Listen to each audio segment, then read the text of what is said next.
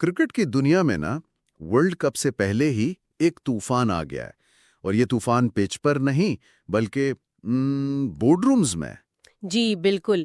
और आज हम जिस मामले पर बात कर रहे हैं वो सिर्फ एक मैच या वेन्यू का नहीं है। नहीं, ये उससे कहीं बड़ा है। हमारे पास एक तज्जिया है जो इंडिया, पाकिस्तान और बांग्लादेश के बीच T20 वर्ल्ड कप 2026 को लेकर जो तनाज़ा चल रहा है उसकी गहराई में जाता है। और इसमें सियासत है, मीडिया का किरदार है और सबसे बढ़कर आईसीसी की अपनी साख पर बहुत संगीन सवालात उठ रहे हैं। तो शुरुआत करते हैं बांग्लादेश से। उन्होंने तो एक धमाका खेज बयान दिया है। जी इंडियन मीडिया में ये खबरें चल रही थीं कि आईसीसी ने बांग्लादेश को कोई 21 जनवरी की डेडलाइन दी है।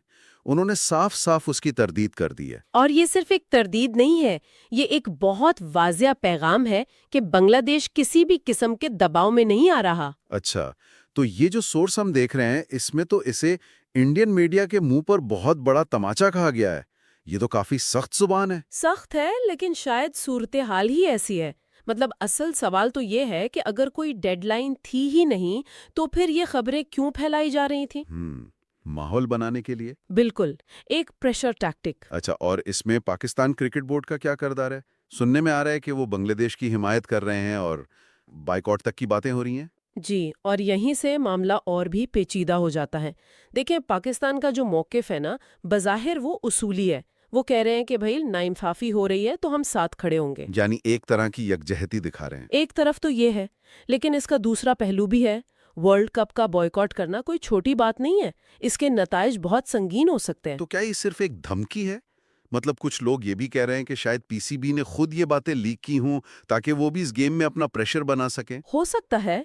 ये बिल्कुल गली मोहल्ले की क्रिकेट वाली सियासत लग रही है कि हम तुम्हारे ग्राउंड में नहीं खेलेंगे। लेकिन इस सब की बुनियाद तो सिक्योरिटी खदशात पर है ना। और यहाँ मुझे एक दोहरा म्यान नजर आता है। जब इंडिया कहता है कि हमें पाकिस्तान में सिक्योरिटी का मसला है तो सब मान लेते हैं।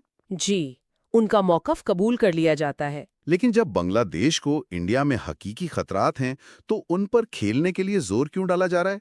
यही तो सबसे तशवीशनाक बात है। और ये कोई ख्याली खतरा नहीं है।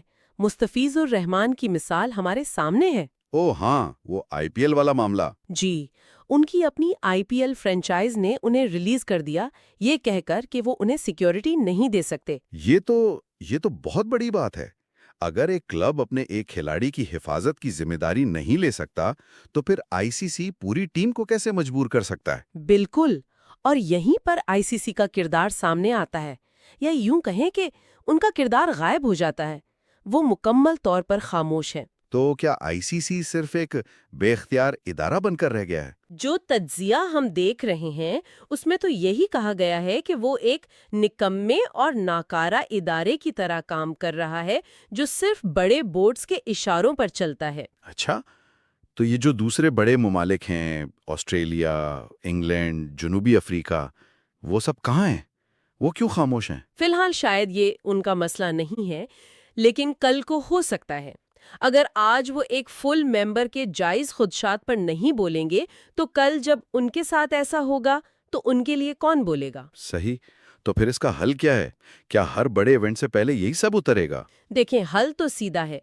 तमाम फुल मेंबर ममालिक को मिल बैठकर सिक्योरिटी पर एक वाज़े और गैर जानिबदाराना पॉलिसी बनानी चाहिए। एक कानून जो सब पर लागू हो। लेकिन ऐसा होता क्यों नहीं है? शायद इसलिए कि ये जो मुबहम सूरत हाल है ये कुछ बोर्ड्स को अपनी मर्जी चलाने का मौका देती है।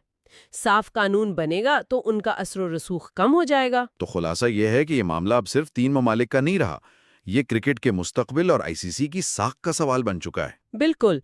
और आखिर में एक सोचने वाली बात यह है कि हम एक ऐसे दौर में हैं जहां क्रिकेट अरबों डॉलर की इंडस्ट्री है। ये उस खेल की गवर्नेंस के बारे में क्या कहता है कि दुनिया का सबसे बड़ा टूर्नामेंट शुरू होने में 1 महीने से भी कम वक्त है और अभी तक यही वाज़े नहीं कि एक बड़ी टीम खेलेगी भी या नहीं।